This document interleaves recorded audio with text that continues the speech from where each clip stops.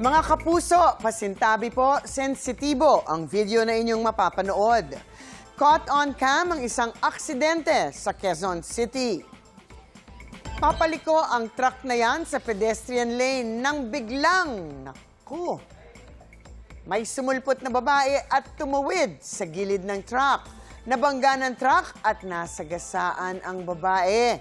Nang bumaba ang driver para i-check, nagulat siya nang makita niya ang sinapit ng babae. Dead on the spot ang biktima. Ayon sa truck driver, pinatigil siya ng traffic enforcer sa bandang pedestrian lane. Nagbigay raw ng go signal ang enforcer. Dahan-dahan siyang tumuloy pero hindi niya napansin ang biktima na nasa blind spot ng truck.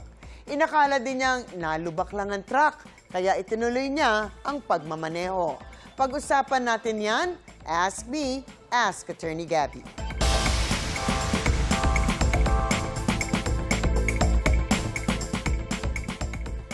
Attorney, hindi raw napansin ng driver ang biktima dahil nasa blind spot ito ng truck. Sa ganitong pagkakataon, ano ba ang kakaharapin ng driver sa ilalim ng batas? Well, of course, alam naman natin ang mga kasong katulad nito ay maaaring maging kasong reckless imprudence resulting in homicide ayon sa Article 365 ng Revised Penal Code. Ang reckless imprudence ay nangyayari kapag ang isang tao ay kumilos ng walang sapat na pag-iingat or may matinding kapabayaan at bilang resulta nito ay may nasaktan o namatay. Kahit walang intensyong magdulot ng pinsala, maaari pa rin siyang managot at maparusahan sa ilalim ng batas. Take note po na ang pinarurusahan ay napakatinding pagpapabaya. Hindi lamang simpleng negligence o pagpapabaya, pero yung pagpapabaya na napakatindi at nuknukan na, masasabi natin na dahil sa sobrang tindi nito, ito ay nagiging criminal na in nature.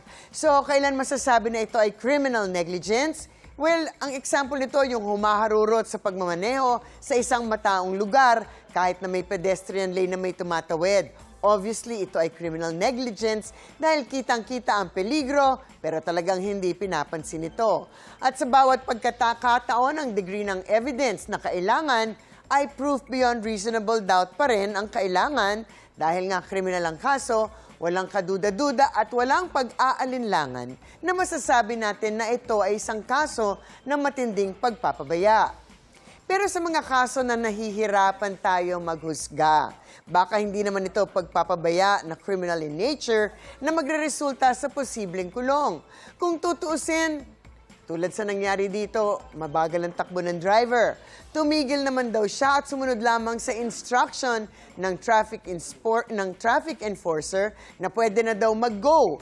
At yung instruction ng isang traffic enforcer, parang traffic light signal din naman po yan. Pag green, talagang maaari ng dumiretso ang mga sasakyan. In fact, ayon sa Article 42 ng Republic Act 4136 or ang Land Transportation and Traffic Code, malinaw na nakalagay na sa isang business or residential district at may pedestrian crossing, ang pedestrian ang may right of way unless or except at the intersection where the movement of traffic is being regulated by a peace officer or a traffic signal. Sa pagkakataong ito, mukhang ang may right of way ay ang driver kung totoo nga na sinabi ng traffic enforcer na go na siya. Hindi ko po agad sinasabing walang kasalanan ng driver. Kailangan lang talagang suriin ang mga pangyayari dahil hindi po lahat ng kaso ay nararapat na mauwi sa kulong. Kailangan din natin balansin at tingnan kung meron ding pagkukulang ang naging biktima sa biglang pagtawid kahit na sinabihan halimbawa ng traffic enforcer na tumigil na siya. Hindi lahat ng pagkukulang at pagpapabaya ay criminal in nature.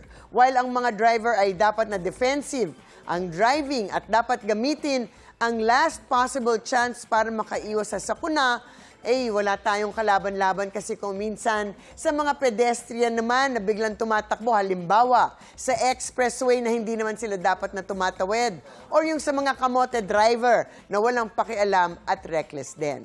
But in any case, kailangan ay palagi tayong mag-ingat whether kayo ang driver or kayo ang pedestrian para maiwas sa sakuna. Ang mausaping batas, bibigyan po nating linaw para sa kapayapaan ng pag-iisip. Huwag po kayong magdalawang isip Ask Me, Ask Attorney Gabby. Ikaw, hindi ka pa nakasubscribe sa GMA Public Affairs YouTube channel? Bakit? Mag-subscribe ka na, dali na, para laging una ka sa mga latest kwento at balita. I-follow mo na rin ang official social media pages ng Unang Hirit. Salamat, Kapuso.